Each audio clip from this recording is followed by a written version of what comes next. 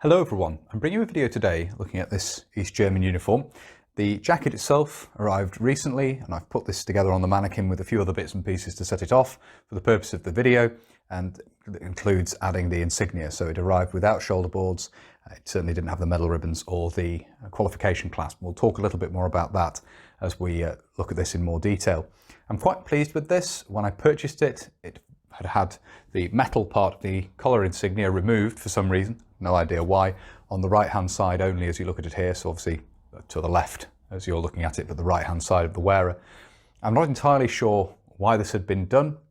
The actual black cloth section of the collar insignia had not been removed, so I bought a pair of Volkspolizei officers collar insignia, and I managed to remove the metal section from that, which is easy enough to do. The removal part is not the difficult bit, and then actually slot the tabs through the cloth tab on here without poking them through the uniform itself, and restored the uniform from that point of view. So it's quite pleasing to have this sort of restored and have that the collar insignia restored, so that this is again usable and fit for display. The jacket itself is a professional soldier's grade jacket with the rank insignia of a Fähnrich, and that is essentially a warrant officer grade. This is at the time that this uniform dates from, so the 1980s. This was the most junior grade of Fähnrich. There were various grades, and this is a single star on the shoulder boards here, the most junior grade, and we'll have a look at the insignia of the shoulder boards and the arm insignia in just a minute. So this is basically an officer's uniform, but with a warrant officer's specific insignia. So the collar tabs are for an officer. You obviously have the officer's chin cord on the cap there, officer's cap badge, but you have the warrant officer's rank worn here. And this rank had been introduced initially in the 1970s alongside or in response to the Soviet introduction of similar ranks. So it sort of mirrored that, and it was quite common across other Warsaw Pact armies to introduce a similar set of ranks, equivalent set of ranks, but using suitable local names for those ranks, and Fähnrich was chosen for the rank within the MVA. So as I say, we have basically the professional soldier's uniform with that specific Fähnrich rank insignia. On the right breast here above the pocket, we have a qualification clasp, in this instance a dog handler's qualification clasp in grade 1, and this is the earlier design of qualification clasp. This remained consistent right through to the end for dog handlers, but for other qualifications, newer designs have been introduced, but I like this older design, so I fitted this here. This side of the uniform has several holes in it from qualification clasp. Whether they were fitted originally or not, I don't know. There was one in the centre, there are actually two hidden under the ends here, and there are two above as well, which may be visible in the video. So I didn't have any problem in fitting the qualification clasp here, but it is not original to the uniform. I should note that here. We also have the medal ribbons here, and these are paper ribbons underneath a piece of plastic on a brass medal bar here, as you can see. And we have here the merit medal of the Border Guards, and this is in bronze, the bronze version of that award. We then have a medal for exemplary conduct, exemplary border service. And then we have the two service medals here, the two faithful service medals for 10 years and 5 years respectively. So we have those medal ribbons displayed here.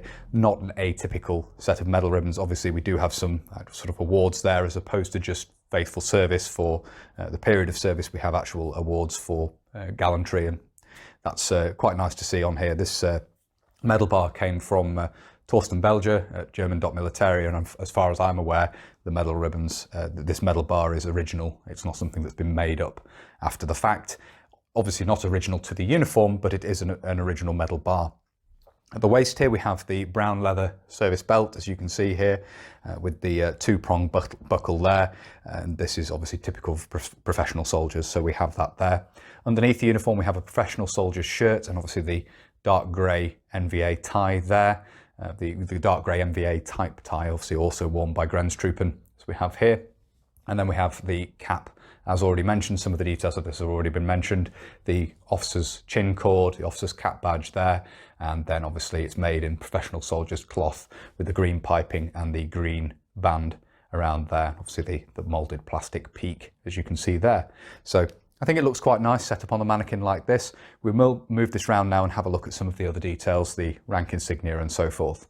Moving this round to look at the right hand side, we have various details to look at here. We'll actually start with the cuff, and you have the green piping there, which is a smart element of the Grenztruppen uniform, of course.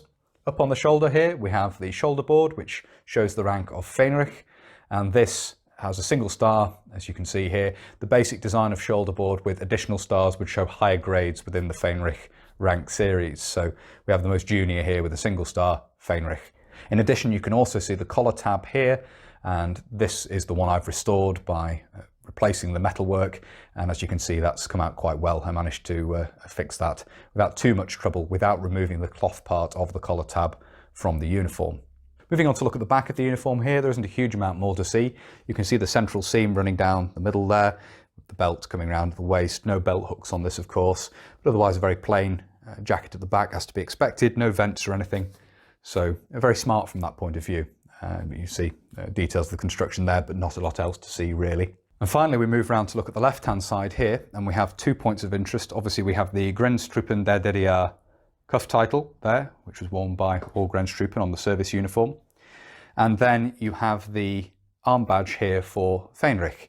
Now, originally, in the 1970s, this had included stars to show length of service.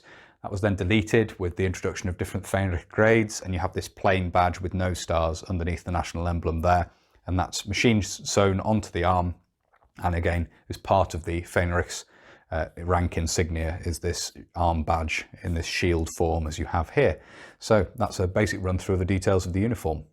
I hope it's been interesting running through this. I wasn't initially going to collect a service uniform, and certainly don't plan to build up a large collection of East German service uniform, but I have an idea to sort of have a basic set of uniform and equipment for an individual soldier.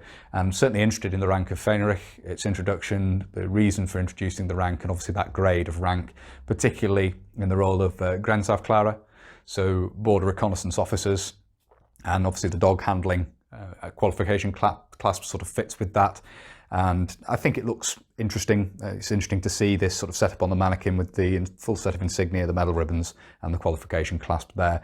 Particularly pleased with this jacket, obviously, because I did restore the collar tab, as I say, and I think my collection of service uniform will be pretty limited, but this is a nice addition to that.